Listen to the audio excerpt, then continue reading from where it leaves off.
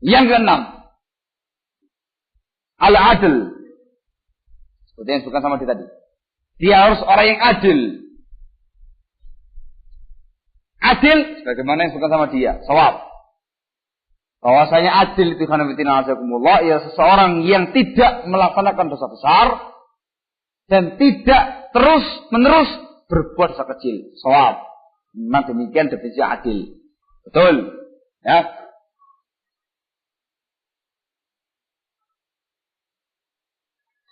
Kemudian ini karena dengan kesepakatan para ulama harus adil. Seorang yang fasik tidak boleh jadi penguasa. Adil lawannya fasik. Ini dengan kesepakatan para ulama dinukil oleh Al-Imam Al-Qurtubi rahimahullahu ta'ala dalam tafsirnya. Tidak ada khilaf bahwasanya tidak diperbolehkan seorang yang fasik menjadi pemimpin. Harus adil. Menurut dia ada, Safil ada. Bahwasanya orang-orang penguasa Indonesia sekarang itu orang yang adil. Loh kenapa? Banyak dosanya. Dosanya dia, katanya Safil ada, tidak hanya semata-mata dosa besar, tapi dosa kekufuran. Nanti akan sebutkan beberapa poin yang tadi itu.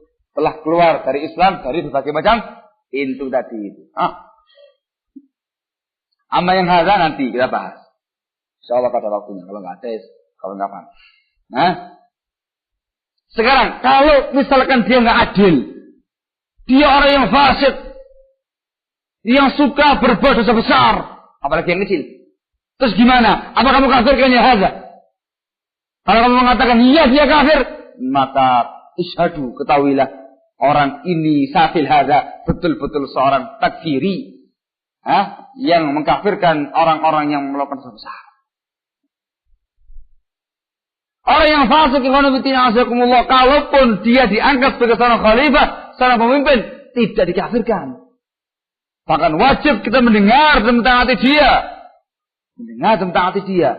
Dan argumentasi tentang masalah ini ialah riwayat-riwayat yang disebutkan oleh para ulama tentang kewajiban mendengar dan mentaati penguasa. Walaupun mereka itu zalim.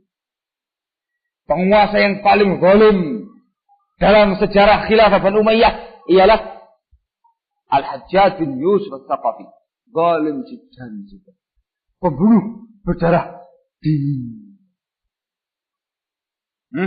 Suka menumpahkan darah-darah para ulama, apalagi rakyat biasa. Membunuh itu dosa besar. Tetap para ulama ketika itu as-sam'u wa ta'ah, mendengar dan mentaati dia. Menurut Safil hada, Al-Hajjaj bin Yusuf Al-Thaqafi itu jauh lebih baik daripada penguasa sekuler Indonesia sekarang ini. Kalau Indonesia sekarang ini, ya walaupun nggak kayak dia, tapi dia itu kaki tangannya Amerika. Sekuler dia itu kafir. Kalau dia ini, dia sangat keras menghadapi orang-orang kafir.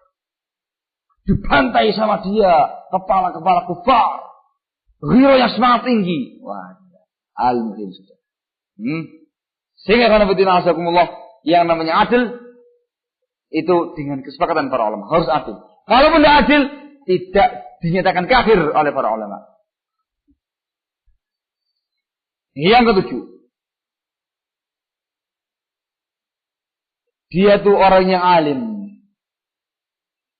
Orang yang alim, yaitu orang yang mengerti ilmu. Ilmu apa di sini? Yang diharuskan dalam pengangkatan seorang pemimpin dalam bab ilmu ialah kata para ulama al-muradu bil ilmi huna al-ilmu fi ahwalil khilafah wa ma tatatallabuhu al-khilafah. Ini disebutkan oleh Syekh Ibnu Utsaimin dan yang lainnya oleh para ulama. Yang dimaksud dengan syarat dia memiliki ilmu yaitu memiliki ilmu tentang keadaan pemerintahan dan hal-hal yang berkaitan dengan pemerintahan. Ini harus. Kalau ilmu syar'i itu tidak wajib. Tidak mesti harus seorang mujtahid, seorang imam besar, bidin, tidak mesti. Alas sahih. Ada huwa. Adapun ilmu ahkam syariah dikatakan syarat penyempurna saja. Adapun yang penting ialah mengilmui tentang ilmu pemerintahan. Tayyib, saya mau tanya sama dia. Ya hada. Ya Safid. Sekarang kalau seandainya diangkat seorang yang jahil tentang perkara ilmu, kamu apakan dia? Kamu kata dia kafir? Allahul musta'an. Sekali lagi Allah menunjukkan bahwasanya orang satu ini di benak dia memang betul-betul bercokol pemikiran takfir, kayak Imam Samudra persis. Jangan mudah dia mengkafirkan orang dengan tanpa hujjah, dengan tanpa ilmu. Dari sini Allah,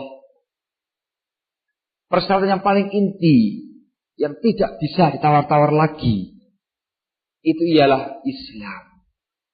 Harus Muslim. Kalau kafir tidak bisa. Harus Muslim.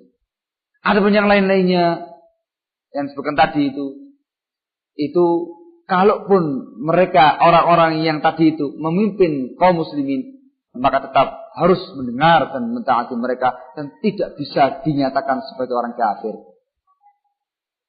Jadi pahami? Baik, yang disebutkan sama di sini. Syarat yang berikutnya dibaiat dan dilantik di atas Alkitab was Sunnah. Ini khanafitina azakumullah berkaitan dengan masalah baiat. Memang khanafitina azakumullah dalam Islam, seorang itu diangkat sebagai Amirul Mukminin, sebagai penguasa oleh Ahlul Halli wal Aqdi. Itu harus ala kitabillah wa ala sunnati rasulih sallallahu alaihi wasallam. Di atas dasar kitabullah dan sunnah Rasulullah sallallahu alaihi wasallam. Cuman pembahasannya sekarang. Kalau misalkan dia dibaiat, dalam artian diangkat, tidak dengan cara yang syar'i kayak tadi itu. Tidak dengan cara musyawarah ahlul halli wal aqdi. Tidak dengan cara Alkitab was Sunnah. Tapi dengan cara-cara yang lainnya. Bagaimana hukumnya? Apakah dikafirkan? Apakah dikafirkan ya ikhwan? Al-jawab, la. Nggak dikafirkan secara vonis. Tidak dikafirkan secara vonis. Dengan argumentasi bahwasanya para sahabatul kiram radhiyallahu ta'ala anhum ajma'in, mereka tetap mendengar dan mentaati pemerintah muslimin yang melakukan tindakan pemberontakan kepada penguasa yang sah ketika itu dan berhasil mengalahkan pemerintahan yang pertama. Kemudian pemberontak ini tadi berhasil menduduki jabatan sebagai seorang pemimpin. Kalau orang seperti ini berhasil memimpin negara dengan cara bid'ah tadi yang namanya pemberontakan, Al-Imam Al-Hafidh rahimahullahu ta'ala Ibn Hajar Al-Asqalani menukil kesepakatan para ulama, orang yang demikian keadaannya bila telah menjadi pemimpin sebuah bangsa, maka harus didengarkan dan ditaati selama dia muslim. Ini dinukil dalam kitab beliau Fathul Bari, kesepakatan para ulama nama. Saya mau tanya sekarang, apakah para pemberontak itu ketika mereka berhasil menjatuhkan penguasa yang pertama dan menjadi penguasa yang sah dengan pemberontakan dia, itu diangkat sebagai pemimpin dengan cara yang syar'i atau dengan cara apa? Saya mau tanya sekarang, dengan cara apa itu? Dengan cara apa ya kawan? Diam aja. Dengan cara yang syar'i, yang namanya pemberontakan di khanafitina azakumullah perkara yang haram dalam Islam. Dan merupakan ciri khasnya khawarij, ashabul ahwa'i wal bidah, ciri khasnya para cendil neraka anjing neraka tadi. Termasuk kebid'ahan di khanafitina azakumullah kalau diyakini sebagai sunnah Rasulullah SAW. Tetap para ulama kita menyatakan wajib untuk mendengar dan mentaati mereka, walaupun mereka diangkat sebagai pemimpin dengan cara kudeta militer, dengan cara pemberontakan, itu dengan kesepakatan para ulama. Selama dia masih muslim. Paham tak? Ini dinukil saya lagi oleh Al-Imam Al-Hafidh Ibnu Hajar Al-Asqalani rahimahullah dalam kitabnya Fathul Bari Syarah Sahih Bukhari. Kurang apa mana ya itu? Wis tak? Ada yang kurang tadi? Nah, ya, Pak. Maka demikian pula karena fitina azakumullah kondisi yang ada pada pemerintahan Indonesia ini. Mereka diangkat dengan cara apa ya, kawan? Diangkat dengan cara pemilu, dengan cara demokrasi. Yang tadi loh, disebutkan sama satu, dengan cara demokrasi, dengan cara undang-undang jahiliyah dan semisalnya. Semua apa kamu? Ini semuanya khanafitina azakumullah jelas cara-cara pengangkatan yang nggak syar'i, yang tidak sesuai dengan bimbingan sunnahnya Rasul Shallallahu Alaihi Wasallam. Iya betul, sepakat saya dengan kalian. Tetapi ingat, apa kemudian dengan seperti itu langsung divonis sebagai orang kafir? Penguasa yang kafir hanya semata-mata pengangkatannya di atas dasar undang-undang jahiliyah? La ya hadza, justru kamu tuh menyelisih kesepakatannya para ulama, para fuqaha yang dinukil tadi sama Al-Hafidz rahimahullah taala. Maka pendapat kamu tuh pendapat ganjil, aneh, nyeleneh kayak kamunya sebenarnya. Katanya. Sehingga semua cara-cara bid'ah, semua cara-cara enggak syar'i yang digunakan untuk mengangkat seorang penguasa, kalau sudah jadi penguasa tadi dengan cara yang saat tadi itu sudah menduduki pangkat sebagai seorang penguasa, maka tetap kaum muslimin diwajibkan untuk mendengar dan mentaati penguasanya selama dia masih muslim. Sehingga karena fitina azakumullah, semua perkaranya kembali ke permasalahan apa tadi? Muslim atau kafirkah pemerintah Indonesia sekarang ini? Ini pembahasan sekarang ini. Jam berapa asarnya?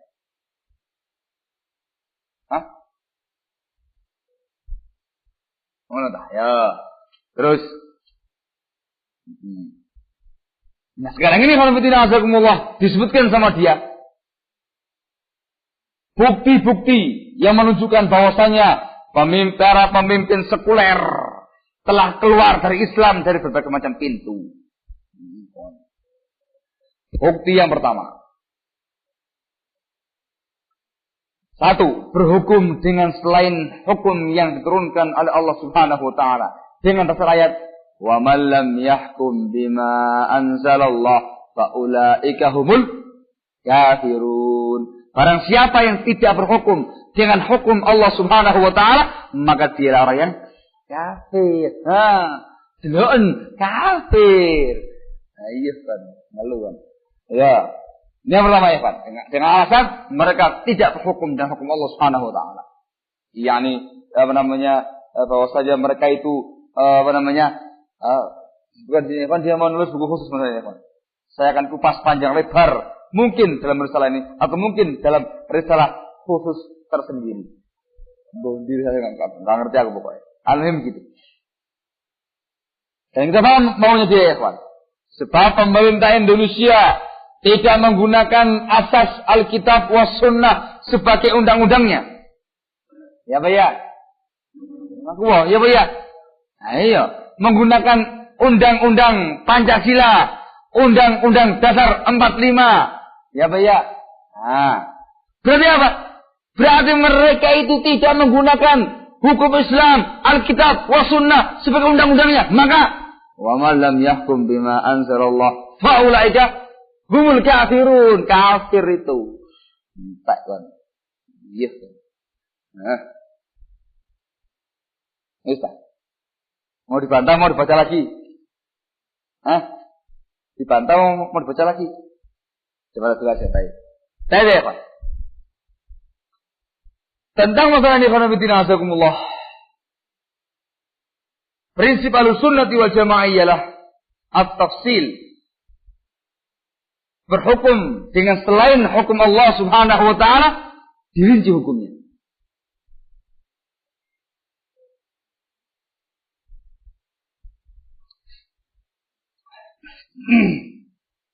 Yang pertama, kalau dia meyakini dengan seyakin-yakinnya dalam hatinya bahwasanya hukum manusia itu lebih baik daripada hukum Allah Subhanahu wa taala, maka dia kafir. Selesai? Selesai. Yang kedua, kalau dia meyakini juga dengan siyakin-yakinnya dalam hatinya, kalau hukum manusia itu sederajat, sepadan dengan hukum Allah Subhanahu wa taala, maka dia kafir. Yang ketiga, dia meyakini hukum Allah itu yang lebih tinggi. Tapi dia yakin dengan siyakin-yakinnya bahwasanya hukum Allah itu tidak pantas dilaksanakan pada zaman sekarang ini. Tidak sesuai dengan kondisi zaman. Sudah tidak relevan lagi. Sangarnya itu. Maka yang ketiga ini juga kafir. Yang keempat, dia yakin bahwa hukum Allah itu lebih tinggi, yang hak. Hukum manusia itu lebih rendah, banyak kesalahannya.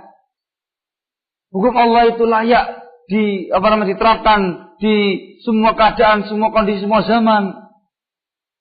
Tapi gimana ya akhi, saya diangkat sebagai seorang presiden, saya diatur oleh GBHN, garis-garis besar haluan negara. Terus gimana? Ya kamu kan kamu keluar dari jabatan kenapa sih? Eman ya akhi, kursinya ini empuk ini. Saya mau makan dari mana ini? Ini Masya Allah gajinya tuh puluhan juta. Sekali gaji tuh bangun rumah saya. Artinya apa? Dia meyakini haknya hukum Allah. Tapi karena tendensi tertentu keduniaan, misalnya membuat dia tidak mau berhukum dan hukumnya Allah Subhanahu wa taala, maka yang keempat ini dikatakan fasik. Fasik, enggak kafir. Yang kedua, bahwasanya ayat ini, wa man lam yahkum bima anzalallah fa ulaika humul kafirun, telah sabit, telah sahih penafsiran dari Ibnu Abbas radhiyallahu taala anhuma bi isnadin sahih, dengan sanad yang sangat sahih, min turuqin anhu, dari banyak jalan dari Ibnu Abbas. Beliau mengatakan bahwasanya kekufuran yang dimaksud di sini bukan kekufuran yang kamu pahami. Innama huwa kufrun duna kufrin.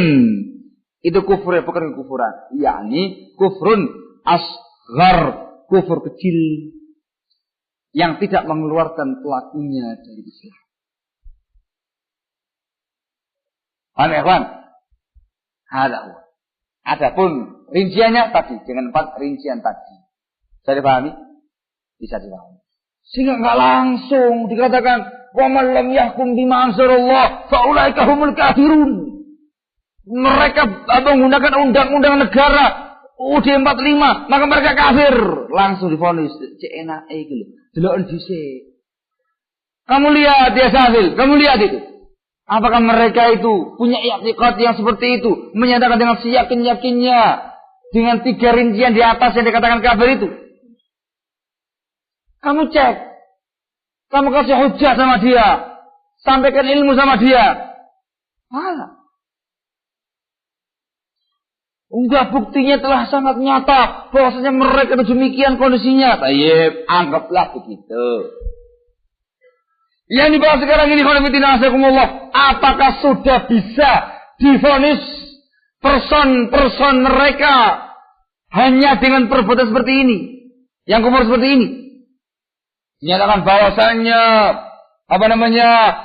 Susilo Bambang Yudhoyono, Pak Presiden, dia telah kafir dikarenakan dia sebagai penguasa yang tidak berasaskan Alkitab dan Sunnah. Apa demikian? Yusuf Kalla juga begitu kafir dengan adanya sama. Apa demikian? Sabaro, ya sabaro. Si. Apa lakoni?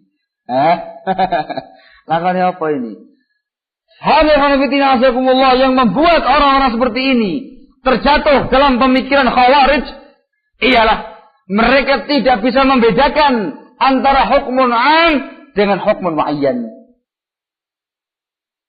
Langsung geblak, uyah mereka itu. Pokoknya begini kafir, entek ngamek wis pokoke. Allahumma musta'an. Padahal kana betina azakumullah prinsip Ahlussunnati wal Jamaah dalam bab seperti ini dirinci. Ada hukmun am, ada hukmun muayyan. Ada hukum secara umum, ada hukum vonis. Kalau hukum secara umum, barang siapa yang berbuat demikian, maka dia kafir. Barang siapa yang mengucapkan demikian, maka dia kafir. Barang siapa yang meyakini demikian, maka dia kafir. Itu boleh.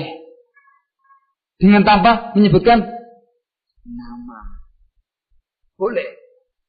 Barang siapa yang begini-begini, maka dia kafir. Boleh. Tetapi untuk vonis, namanya hukmun muayyan, ditunjuk per person. Fulan bin Fulan, dia telah kafir. Kenapa? Demikian alasannya. Dikarenakan dia berbuat kekufuran atau mengucapkan kekufuran atau semisalnya. Hadza enggak mutlak. Ahlus sunnati wal jamaah khanafitina azakumullah sangat jauh dari pemikiran takfir seperti itu. Mereka memvonis orang sebagai orang kafir setelah terpenuhi syurutut takfir. Syarat mengkafirkan orang. Dan intifa'ul mawani', hilangnya faktor-faktor penghalang dari orang tadi. Nggak langsung sikat gitu aja, Bil. Sabil siji. Allahul musta'an. Ada persyaratannya. Apa? Persyaratan yang pertama ialah dia melakukan atau mengucapkan atau meyakini tindakan kufur tadi itu ala ilmin wa basirah. Di atas dasar ilmu dan bimbingan. Dia tahu ini ucapan kufur. Dia tahu ini perbuatan kufur. Dia tahu ini i'tiqad kufur. Tapi terjang sama dia. Ada ilmu. Orang yang punya ilmu. Nomor satu. Ngerti ini kafir. Sikat aja. Yang kedua. Fa'alahu bikhtiyarih. Dia melakukan tindakan tersebut. Itu dengan kemauan dia sendiri. Dengan tanpa ada paksaan. Kalau dipaksa ini undang-undang negara. Kalau kamu tidak mau, minggir kamu dari jabatan kamu. Jangan jadi presiden. Biasanya paksaannya ya kalau orang yang tawakalnya tinggi ya, tunggu wae, kalau becak beres urusannya. Tadi itu eman loh, kursi nempuh puluhan juta ya gajinya. Dan ini khanafitina azakumullah yang banyak menyelimuti kondisi mereka. Fulus bas dunia. Dunia. Atau dipaksa. Dengan senjata. Di kepala dia. Ayo. Kalau enggak, bunuh kamu. Kalau kondisinya terpaksa, maka tidak bisa dikafirkan. Sehingga harus dengan kehendak dia sendiri. Dengan kemauan dia sendiri. Tanpa ada unsur paksaan. Paham tak? Paham. Yang ketiga, dia melakukan perbuatan tadi atau mengucapkan ucapan tadi la an syubhatin wala an ta'wil, bukan dikarenakan syubhat atau takwil, atau dengan bahasa keren sekarang tidak ada tendensi tertentu. Artinya betul-betul kekufuran yang amat sangat nyata. Tanpa tendensi apa-apa. Dikerjakan sama dia. Dengan ilmunya dia tadi. Dengan kemauan dia sendiri. Paham ya? Tetapi kalau karena tendensi tertentu. Tidak bisa dikufurkan. Tadi itu. Contohnya kayak sama tadi Evan. Kayak Megawati tadi itu. Katanya para ulama. Tidak bisa dikatakan dia kafir, dikatakan tendensi tertentu politiknya dia. Maka tidak bisa. Atau takwil. Dia mengatakan bahwasannya masyarakat Indonesia itu harus masyarakat yang demokratis. Sampai begitu. Dia mengatakan bahwasannya demokrasi itu perkara sangat penting. Dipuji-puji, diserukan demokrasi. Apa demokrasi itu, Pak? Demokrasi itu ada dalam Islam. Loh. Bagaimana, Pak? Demokrasi ialah syura, kata dia. Allah mengatakan dalam Al-Quran, pakai ayat lagi. Wa amruhum syura bainahum. Dan urusan mereka itu syura di kalangan mereka. Demokrasi ialah syura, kata dia. Itu namanya apa ya, Pak? Namanya takwil dia meyakini demokrasi dikarenakan dia menyamakan dengan syura, mentakwil dengan syura, maka tidak dikatakan kafir. Ini disebutkan oleh Syekh Muqbil bin Hadi rahimahullah khusus nama demokrasi ini. Ketika dia membantah atau mengomentari seorang tokoh Ikhwan Muflisin di Son'a, di Yaman sana, yang bernama Abdul Majid Az-Zandani, yang sangat betul-betul menyerukan demokrasi. Dan dia mengatakan ini syura dengan ayat wa amrum syura bainahum. Kata Syekh rahimahullah, laula ta'wil lakafartuh. Kalau bukan karena dia mentakwil dengan ayat tadi, tak kafirkan dia. Paham tak? Menunjukkan kalau dia berbuat demikian dikarenakan mentakwil ada syubhat di kepala dia, maka tidak dikufurkan. Paham tak? Ayo. Ngertos.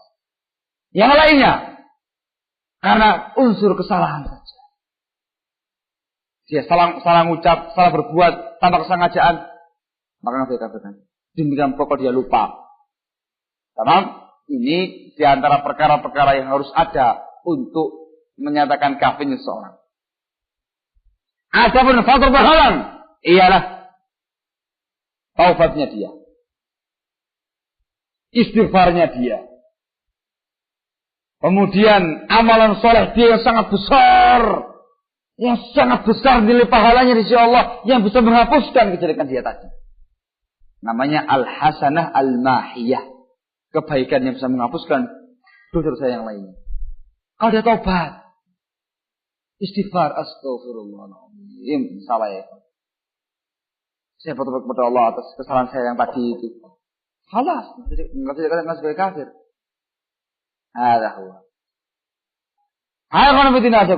Sekarang kondisinya pemerintahan Indonesia ini, demikian pula pemerintahan yang lainnya, itu belum terpenuhi semua persyaratan kufur pada mereka.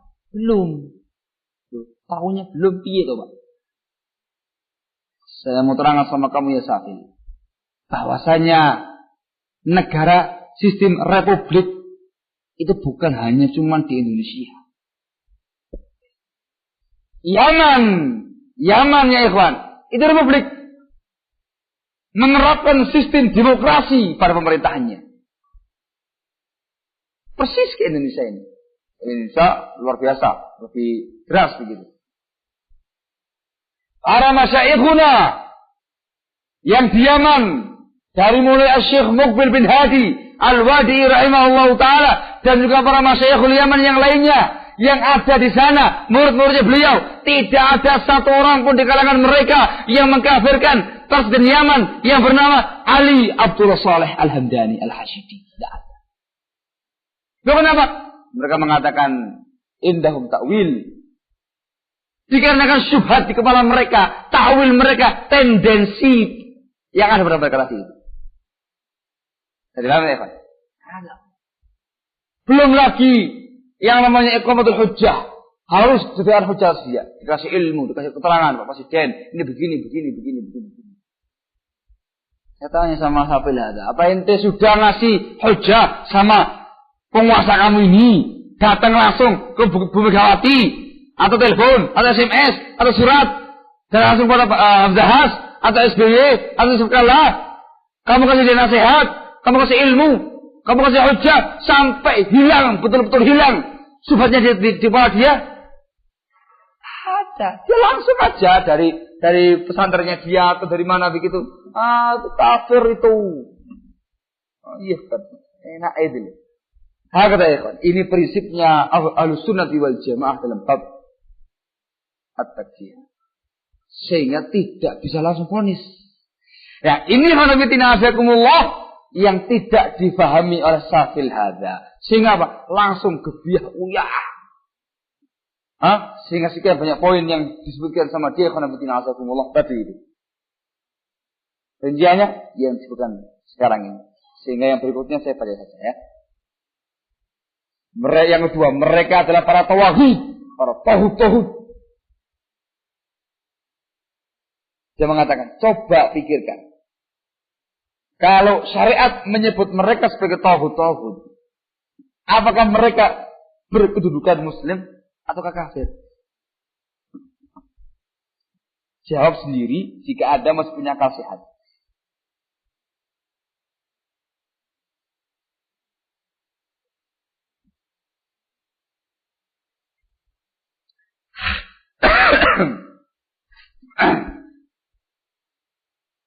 Saya ya, Pak. Ini perlu ditambahi lagi keterangannya yang satu ini. Di samping yang tadi harus dibedakan antara hukum umum dan hukum vonis untuk yang satu ini. Orang ini karena Allah tidak memahami makna tauhid itu apa. Fahamnya dia yang namanya tauhid ialah siapa saja yang tidak berhukum dengan hukumnya Allah Subhanahu wa taala, tauhid dia kafir. Sehingga kalimat tauhid kafir menurut dia. Paham? Padahal yang namanya tauhid ikhwan fillah azakumullah ialah sebagaimana yang diterangkan oleh Imam Ibnu Qayyim al-Jauziyah rahimahullah, kullu ma tajawaza bihi al-'abdu haddahu min ma'budin aw muta'in aw matbu'in. Atau balik, min ma'budin, au matbu'in, au muta'in. Segala sesuatu yang membuat hamba-hamba ini keluar melampaui batasnya dalam bentuk ma'bud, tauhid dalam bentuk ma'bud, semua yang diibadahi oleh Allah seperti berhala-berhala, arca-arca, pohon-pohon keramat, foto-foto keramat, tauhid ya Pak. Kuburannya wali yang diibadahi tauhid ya Pak. Kuburannya wali. Al-matbu'in atau yang diikuti. Siapa itu ya kawan? Ulama su. Orang-orang pintar yang jelek yang tidak mengajari umatnya perkara yang benar. Oh, good ya kawan. Al-muta'in atau muta' yang ditaati, yakni pemerintah. Apa? Sekarang kamu tanyakan sama Safil aja. Apa kemudian kamu mengkafirkan semua ulama usul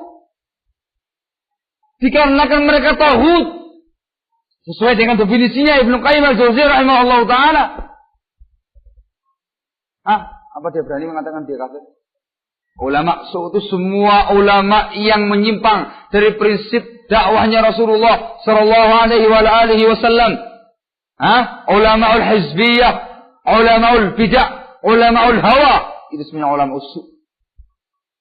Apa dia berani mengatakan demikian? Oh, berarti kalau begitu semua para ulama usul, orang-orang yang dianggap alim, tokoh-tokoh masyarakat yang jauh menyimpang dari sunnahnya Rasul sallallahu alaihi wasallam, mereka ialah tauhid, dan tauhid itu ialah kafir. Berarti mereka semua kafir. Apa demikian? Ya ada. Ya satu. Kafir kabeh, sapa sing muslim? Allahul musta'an. Demikian pula pemerintah. Pemerintah dirinci dengan yang tadi itu. Hadza kana bitina atakumullah. Allahul musta'an, Allahul musta'an.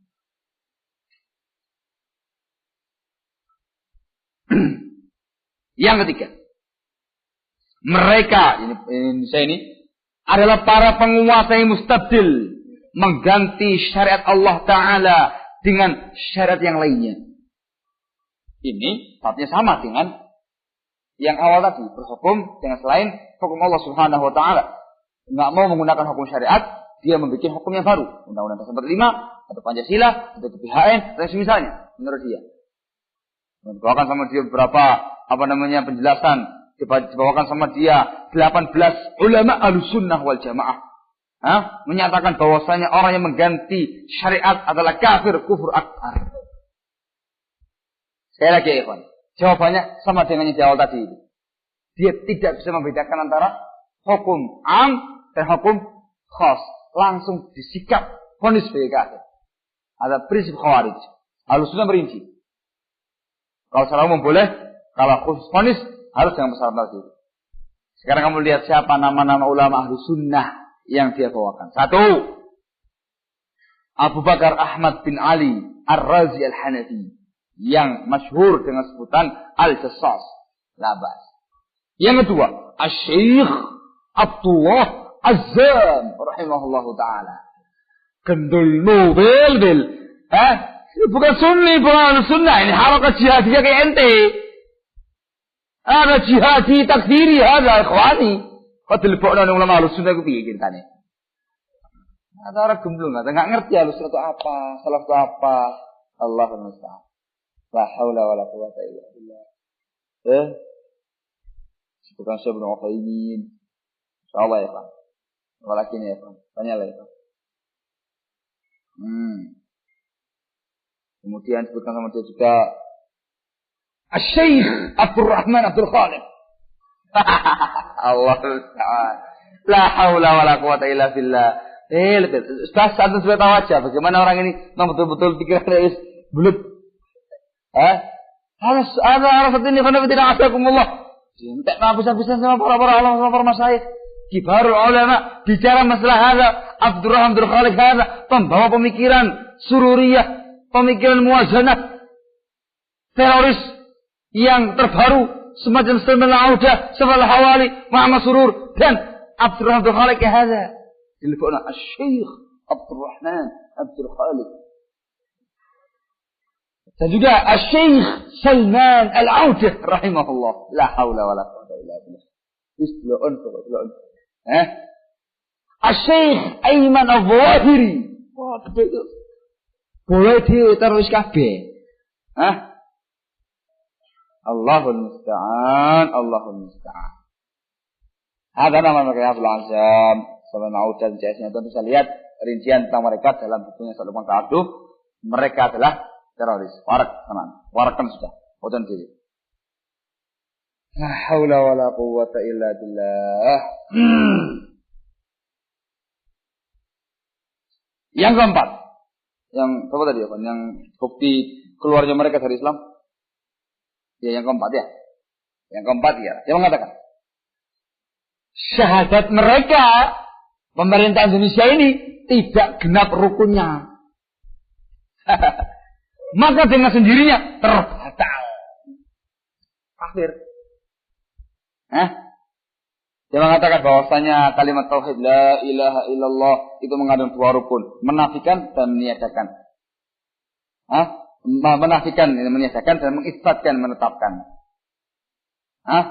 Yakni menafikan segala sesuatu yang diibadahkan Allah dan mengisbatkan, menetapkan Allah sebagai satu-satunya zat yang diibadahi. Dia mengatakan tanpa keduanya tauhid dianggap tidak sah. Sedangkan yang termasuk wajib ditiadakan tidak boleh tidak adalah segala tauhid.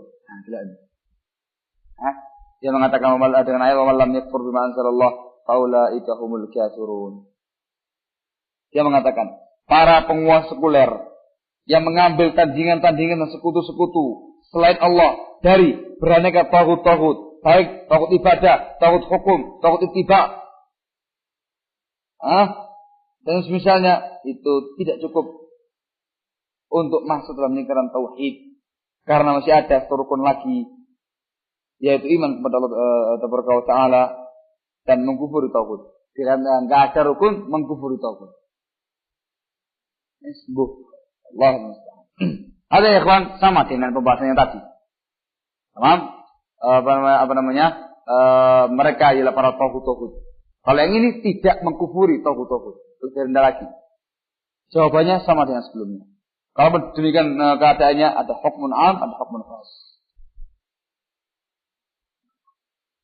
Walaupun semua yang suka sama dia, seperti para penguasa sekuler itu juga telah kufur dari bab bersenda gurau dengan agama Allah Ta'ala dan satu agamanya. Juga demikian. Kemudian mereka juga kufur karena bermualah memberikan loyalitas kepada kaum musyrikin. Karena orang-orang musyrik, khususnya orang-orang barat, membantu mereka dalam memerangi para muwahhidin. Juga demikian. Mereka juga telah kafir akbar karena telah mengambil agama demokrasi sebagai ganti dari agama Allah. Seperti itu. Jawabannya juga sama, berdoa.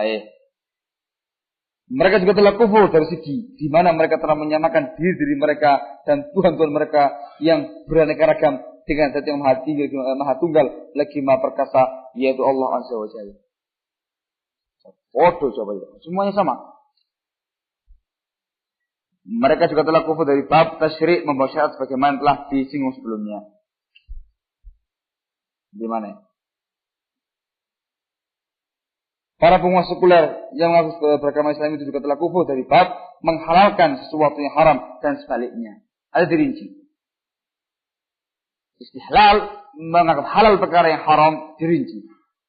Yang pertama, kalau istihlal qalbi dia menghalalkannya dengan i'tiqad hatinya, maka ada kafir. Yang kedua, kalau dia menghalalkan hanya dengan perbuatan saja, yang dia terjerumus dalam perbuatan haram tadi, maka dikafirkan. Dia fasik. Kalau yang pertama tadi, dia meyakininya, itu hukmun am. Untuk hukmun khas, fanis, sebagaimana keterangan yang sebelumnya. Wabah. Mana lagi? Enggak dah.